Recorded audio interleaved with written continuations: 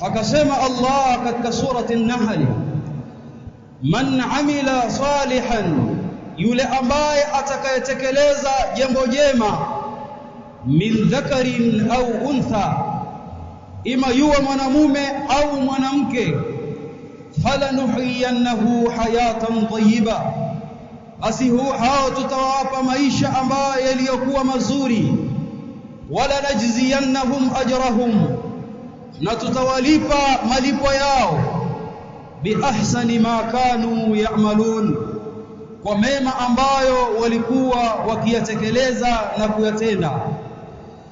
Kwa hiyo aya hii Allah amebainisha kuwa yule aliyedumu katika amali saliha, yule aliyedumu katika kumtii Allah subhanahu wa ta'ala, Allah hatopoteza ujira wake siku ya kiyama, siku ambayo mwanadamu hatotegemea chochote katika mali zake wala katika watoto wake,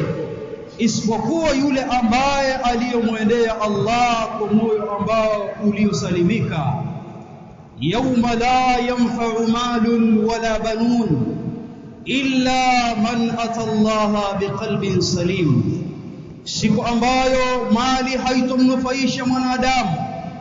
wala watoto hawawezi kumnufaisha mwanadamu, isipokuwa yule ambaye aliyemwendea Allah kwa moyo ambao uliosalimika, moyo wake umesalimika na shirki na bid'a, amefuata maamrisho ya Allah subhanahu wa ta'ala. Huyu atapata malipo